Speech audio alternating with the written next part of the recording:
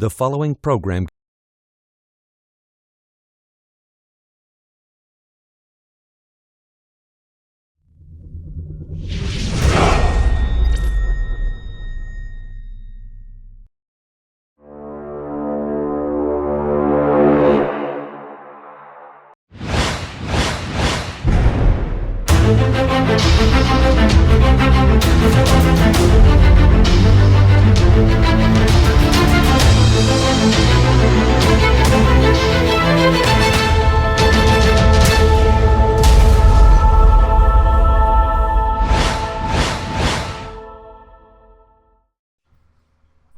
Hello everybody and welcome back to another episode of 3 Geeks Flix. Joining me as always is the Muse, Justin Kyle. Say hello everyone, Justin.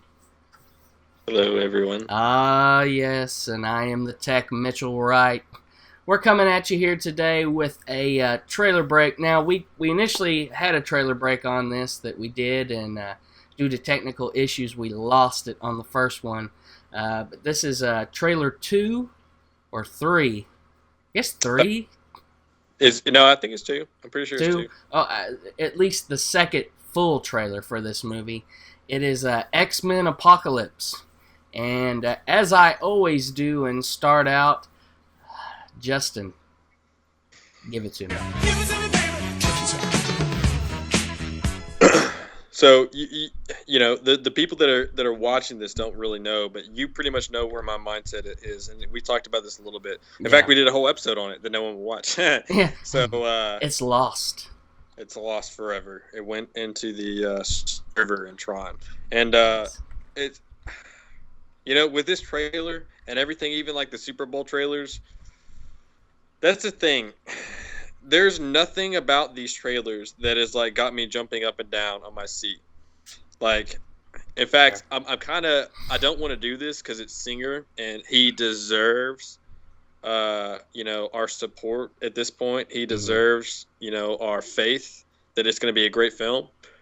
But there are some things that I've actually not liked about these trailers, that have actually got me a little worried. So yeah, that's kind of where I'm at. The only reason why I'm like giving this faith is because the director and the franchise, and you could even say the studio for this franchise, deserves our faith. So I'm on the fence, yet I'm gonna have faith.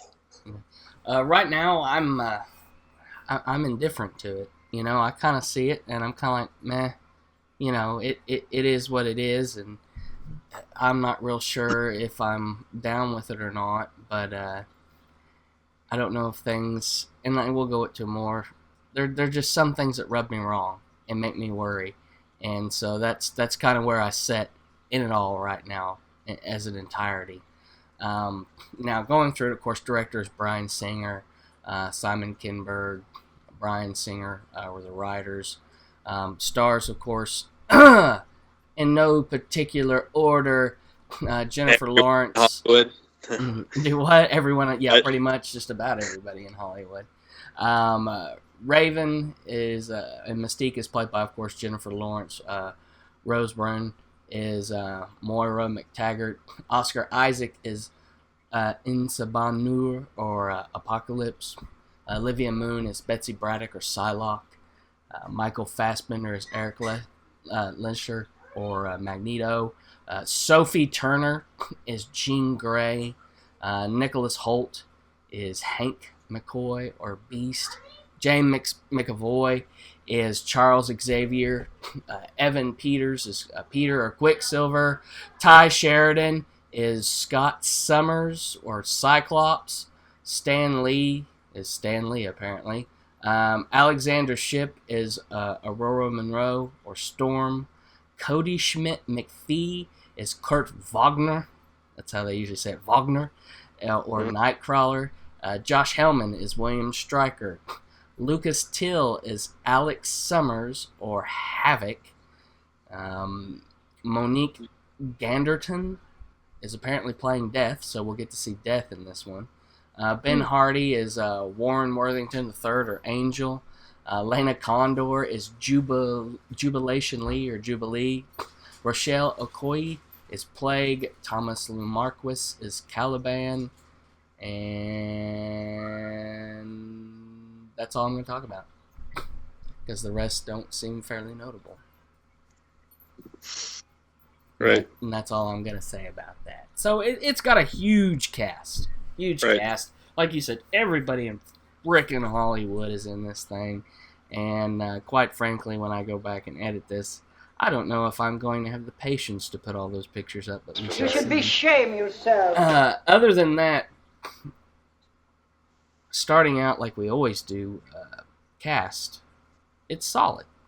It's solid. It's got the people. It's got the cast. It's got the people from before and after and whatnot. So, I mean, it's solid on that. But, a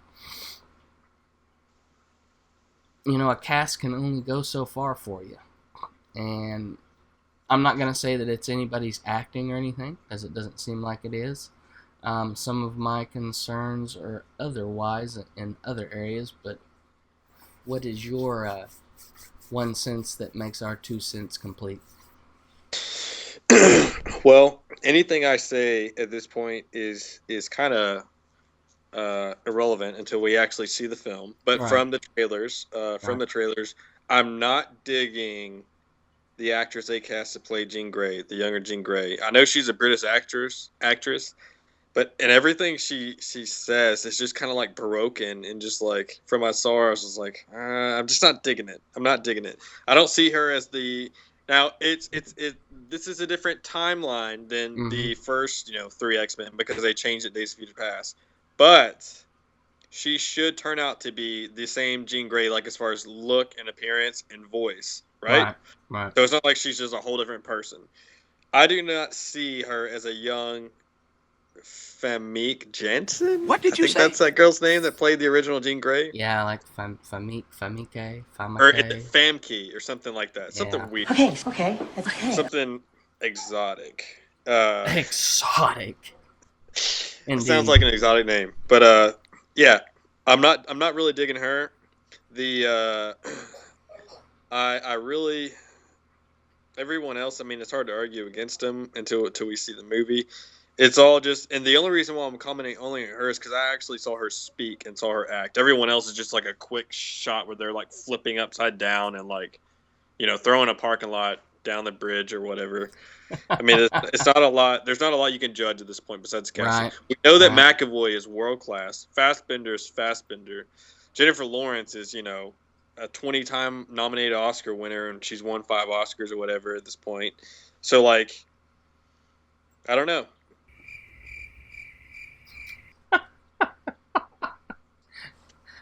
And we just stopped. Yeah, I agree. I mean, there's some new faces, and it kind of makes you question, where are we going from here? How are they going to perform? Is it going to be believable? Is it going to match up? So, I'm with you on that. Now, I do like the kid that they cast to play Scott. Yep.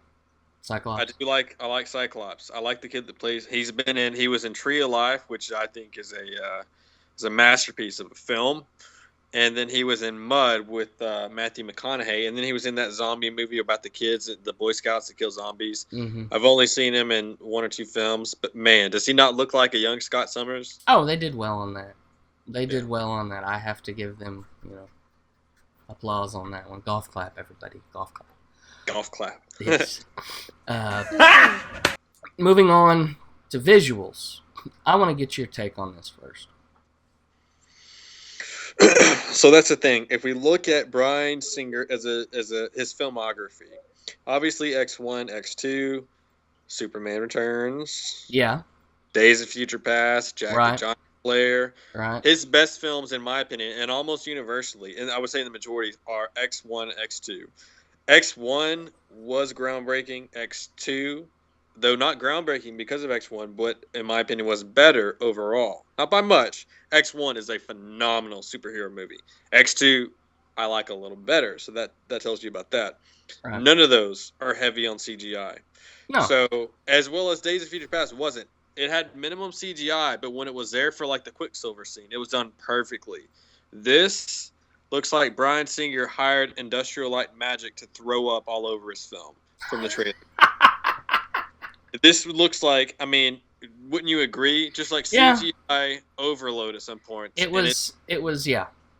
And what's kind of worries me is if you look at that one scene where it shows like Xavier and Apocalypse, and they're in that house, and then Apocalypse grows, and his hand swoops down on him and gets bigger, right? Right. And then he like throws him against a wall. Now, obviously, that is special effects using that, right? Right. But it looks so organic and gritty and visceral in those shots, and especially the lighting. Then you mix that in comparison with like the other shots that are just so CG about the cars like flying down, and then the particles that the cars are going, and like Magneto throwing a football field, and like all this other stuff. It's just like, man, it's just like, I don't know how I feel about it. I'm not gonna go too much more ad nauseum than you already have. It is. Let me put it this way: it feels less like a Bryan Singer CGI feel to things, and more like Michael Bay came in and just took a dump on everything. That's nasty. And I can't find a better term than that. This is completely heavy CGI, and I understand that they have to have some CGI in this, but it just feels way heavy as far as bringing that in, and takes away the appeal that the other films necessarily had. That yeah, they had effects and they had moments and everything, but they weren't so saturated with CGI that it just, you might as well turn your brain off, go in and say, oh, look at the pretty lights. I like the pretty lights. That's one of my things that and frustrates me with this. I think this is such a big deal for us because we know it's Singer and we know his past. Mm-hmm. You know what I mean? So we talked about the last time we made this episode.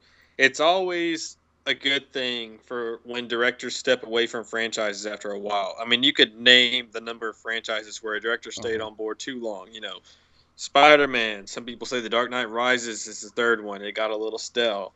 I mean, the Lucas with the prequels. You know, I mean, the list goes on. Right. So another thing that worked me when I see these trailers in comparison with the other trailers to the other movies and how hyped up I was for those. Right. The X-Men 2 trailer was the bomb. The Days of Future Past trailers were the bomb. Those were good. Yeah. You say it best. At best, you're like, meh. Right? I was meh. I watched it, meh. And the second or third time, I was like, well, it's okay. It's just, it's heavy effects. It's heavy effects. And that kind of, I love visual effects. Don't get me wrong. I love them. But there's a point to where it's just like, are we going to actually see people? Did anybody really act in this? And so that's kind of what I'm worried about. Yeah, the other thing about that is, of course, this is Apocalypse, so it's like the dark side or Thanos for the X-Men. I mean, he is the bad guy, right? Yeah, he's probably I've always liked Apocalypse more than the other two, really.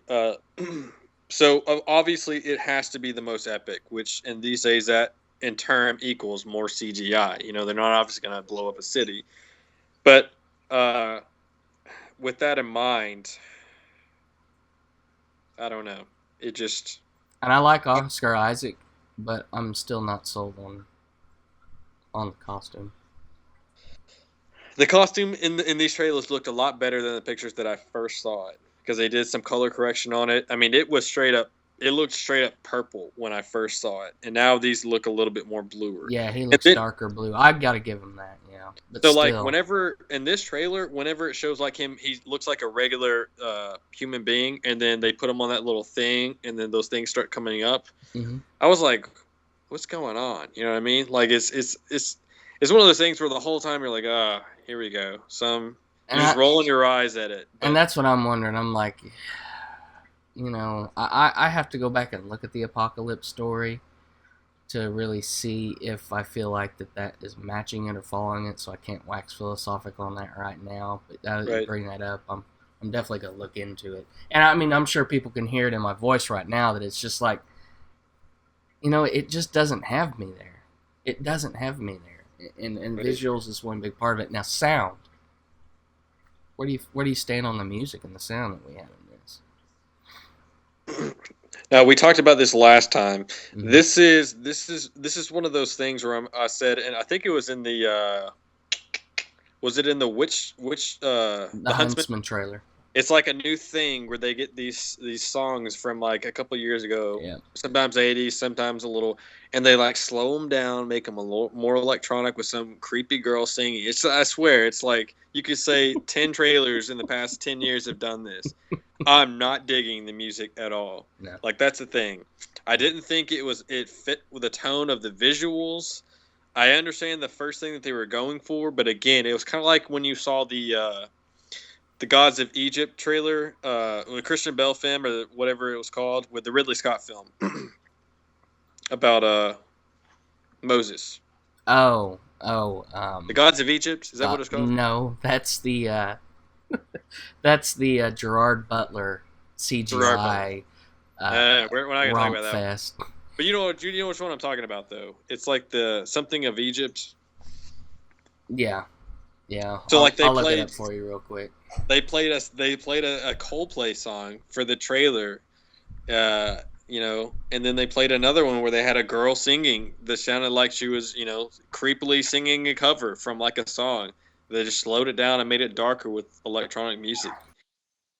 And that gets old in a hurry, in a big hurry. Sorry, Exodus, Gods and Kings. Exodus, Gods and Kings. Yeah. I mean, it's just one of those things where, like, I hate it when quality. The thing about Singer, he doesn't follow.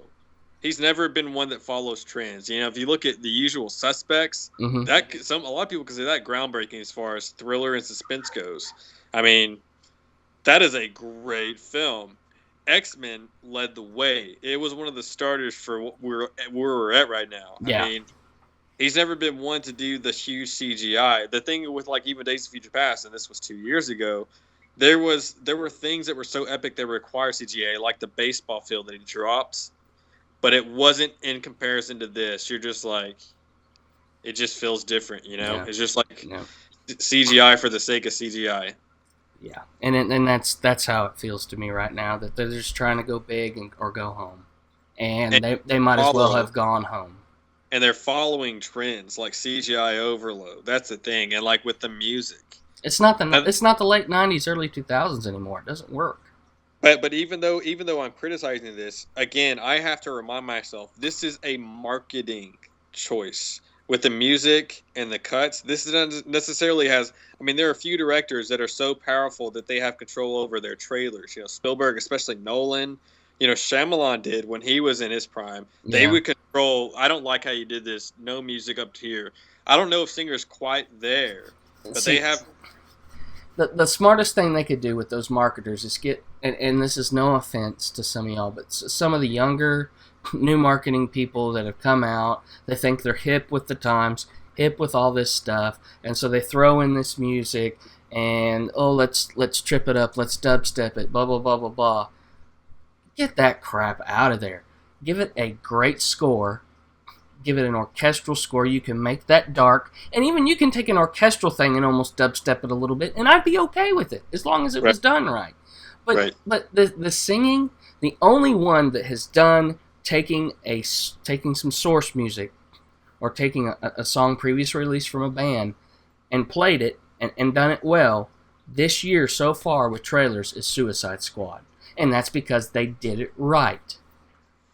I don't even think, did they I know they edited it around the trailer, but they just edited it around it. They didn't remix it at all. They just edited it around it. No, and that's where I'm going to stand on the audio and leave it alone from there, because I'll just get on a rant. There is a counter argument, and this is kind of an isolated incident. Remember the G.I. Joe Retaliation trailer? They did a dubstep remix of Seven Nation Army by the White Stripes.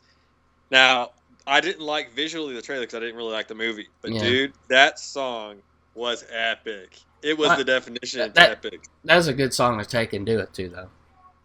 That is correct. That's like, it's possible. Mm-hmm. It is possible. If, like you said best, when done correctly. I just don't feel like they're making. I don't know. I hear you. So I'm gonna put you on the spot. What's your number? Man, I was thinking about this. Give me a number. This is. Oh, I'll give it to you. Hey now. I was thinking about this earlier. This is tough. This is a tough one. So I've got it. I'm waiting on you. I'm not. Now, this is. You can't say that this is the same as like the Batman v Superman trailer 3 with Doomsday, because that straight up pissed me off. So I gave that a 5. Now, this is not groundbreaking.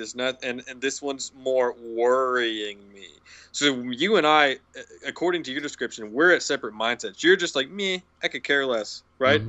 I'm like, this is straight up worrying me. So I would probably have to give this a 6.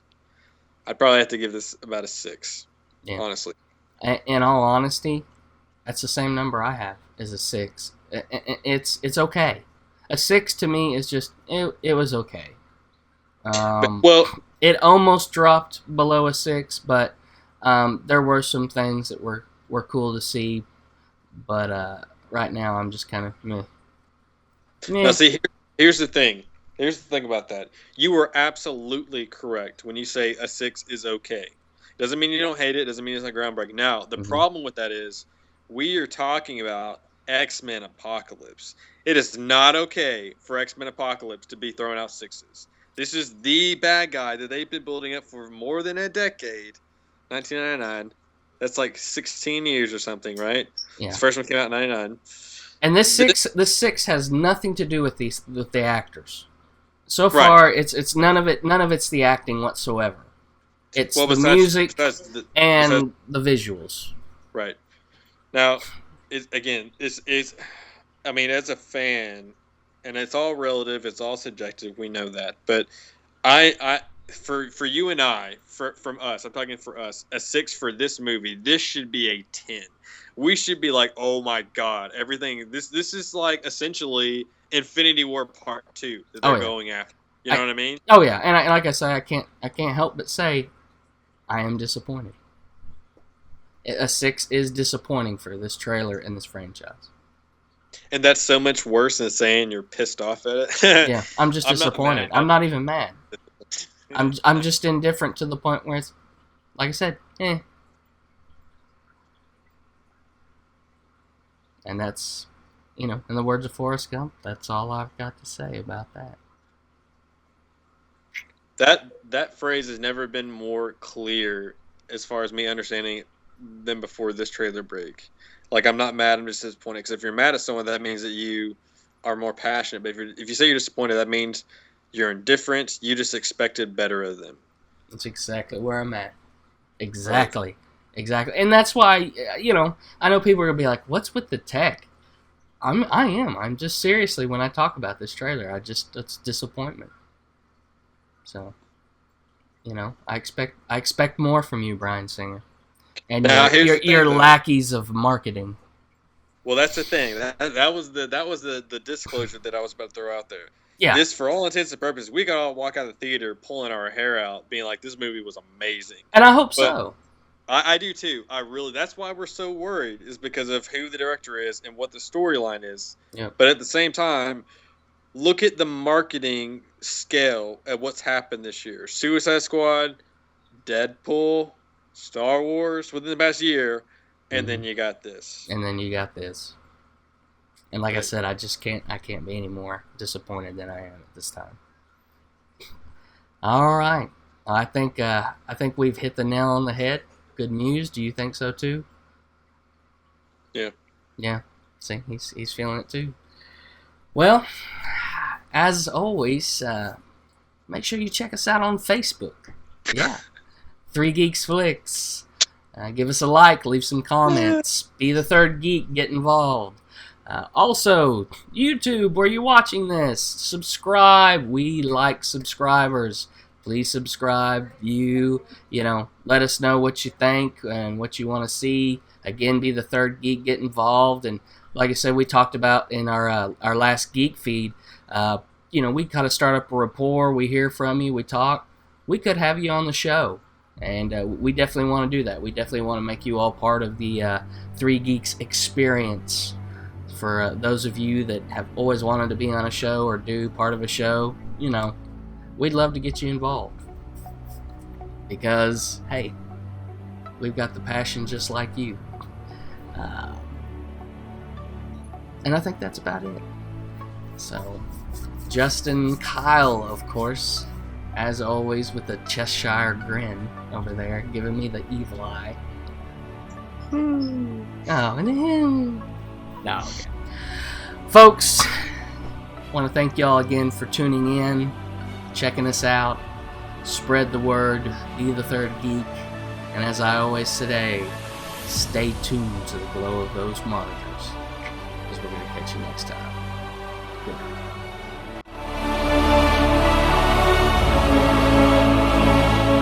Can I pee?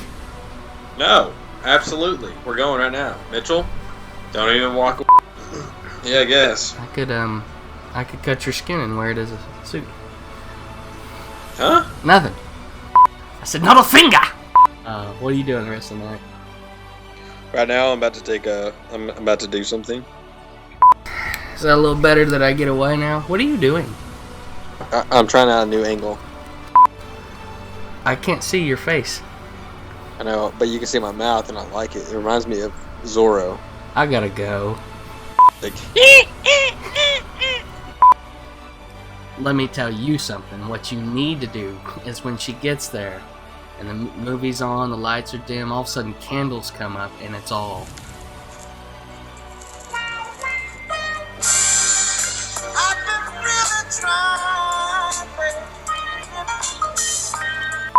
Good times. I'm working on a Donald Trump impression. Is it huge? Trying to hold back and feeling for so long. Smile for the camera. And if you feel like I feel, baby. Or something like that. You know, I don't know. We'll go with it from there. Yeah, but that'd be weird, because I'd be like, Mom, we're going to the movies next week. Oh.